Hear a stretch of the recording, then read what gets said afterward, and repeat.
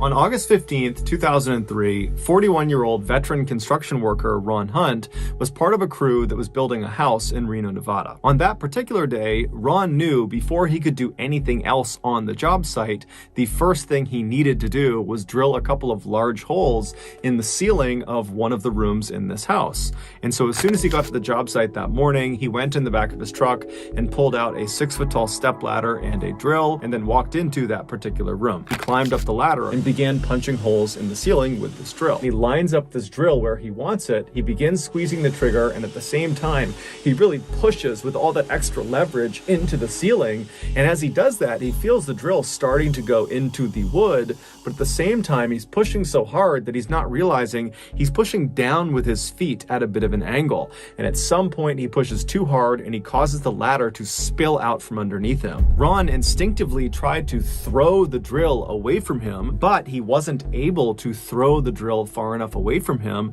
And even worse, the drill, when it hit the ground, basically right underneath him, it landed on its back with the drill bit pointing straight up into the air. And so when he fell down face first, his right eye socket landed directly on the drill. And so this 18-inch long, 1.5 inch in diameter drill bit impales his head, goes right through his eyeball, goes through his skull, and punctures out the back of his head.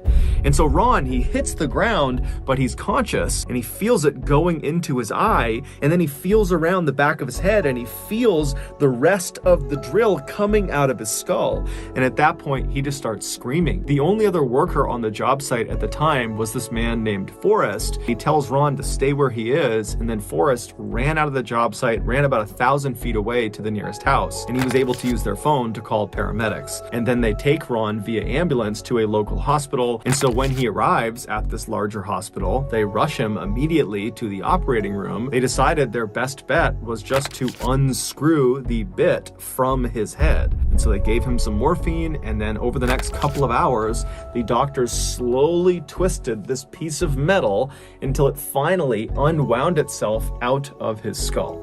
And apparently, as they were doing that, Ron, who was so high on painkillers, was cracking jokes about how somebody needs to come in here and take a picture of me. I probably look so great. And so miraculously, Ron would survive, and he would not even be paralyzed. The worst thing that happened to him is he lost the sight in his right eye. But all things considered, Ron is okay with that.